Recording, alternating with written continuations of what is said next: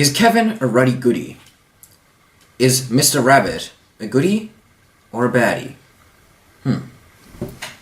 Is this whole situation a case of baddies versus baddies? But I think the Greens are pretty keen.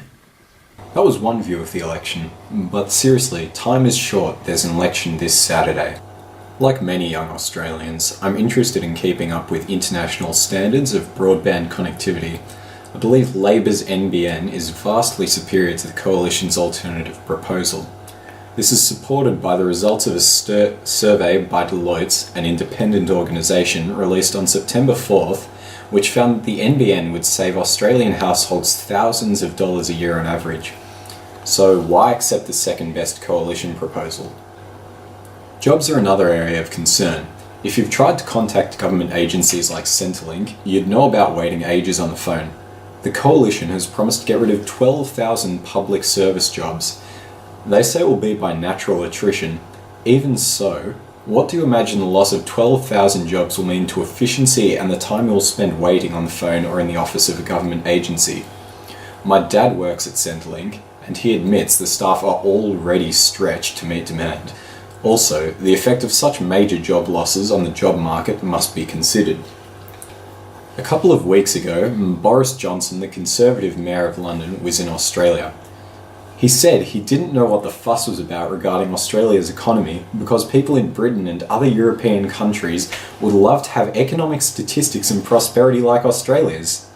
Now, Boris Johnson is not exactly an ally of Labor, but he was stating a frank and honest opinion, which, incidentally, is shared by dozens of commentators and economists, both within and outside Australia. Any fair and objective assessment of the way Labor under Rudd and Gillard responded to the global financial crisis would find that they saved Australia from the economic disaster experienced by nearly all other Western and developed countries. So it's false to say there's an economic crisis in Australia, because the facts and figures, including our continued AAA rating, tell another story. As for refugees and asylum seekers, I'm disappointed with both the major parties because they seem, for some reason, to be competing to treat these unfortunate people who are already fleeing persecution as harshly as possible. The Greens, on the other hand, have responded consistently with integrity in their humane approach. For this reason, as well as many others, including environmental issues, I believe it's vital that the Greens are returned with good Senate representation to keep Parliament honest, whoever forms government. The Coalition has been relentlessly negative and often dishonest in its attacks on the government in the past 6 years. Yet, Labor, with the support of the Greens, has implemented some tremendous legislations, even with a hung Parliament, most recently the National Disability Scheme and Gonski education reforms. How much more could have been achieved for our country if the Coalition had adopted a balanced and constructive approach? Time is running out. I appeal to you to cast your vote for a positive future, for far-reaching NBN policy, for jobs, for lower interest rates, for humane treatment of asylum seekers and other disadvantaged people, for meaningful education funding.